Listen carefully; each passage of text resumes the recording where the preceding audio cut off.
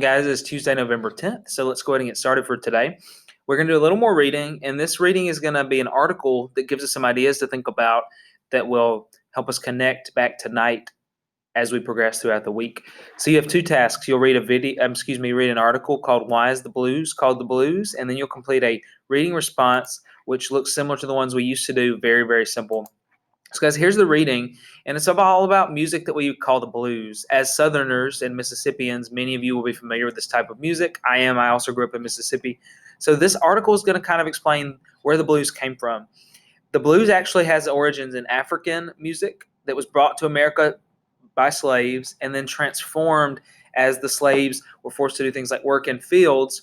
This article explains how the slaves managed to hold on to what was important to them and their music despite being oppressed by the people that they were brought to America by.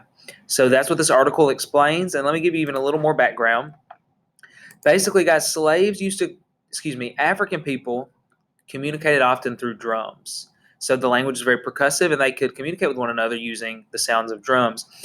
And when slave owners in America discovered this, they forced African men and women to stop using drums because they did not want them to communicate because the slave owners couldn't understand what they were saying. So drums became illegal, and yet the men and women who were enslaved, forced to work in fields, discovered a way to still make music, and that's where the blues came from.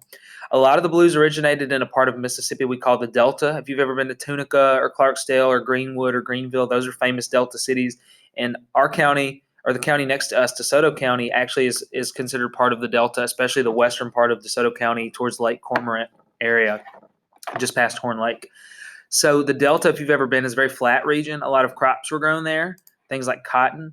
And as a result, a lot of slaves were forced to work in fields in the Delta. And that's why it's often considered the birthplace of the blues, which was a music that stemmed out of African musical traditions, but became a music to express pain and a music to help you sing even amidst difficulty, perhaps similar to what you saw in your reading from Night yesterday. And it became very important. Rock music and jazz, really all modern American music, pop music as well, rap, it all kind of stemmed from the blues at the very source. So it's very important. That's a little background to help you out. So, guys, again, you'll simply read the article, maybe using some of the things I've shared with you as helpful ideas, and then complete your reading response by writing it in a text box. That's all you've got for today. If you have any problems, let me know. Otherwise, good luck. Enjoy the article. It's fascinating. I'll see you tomorrow.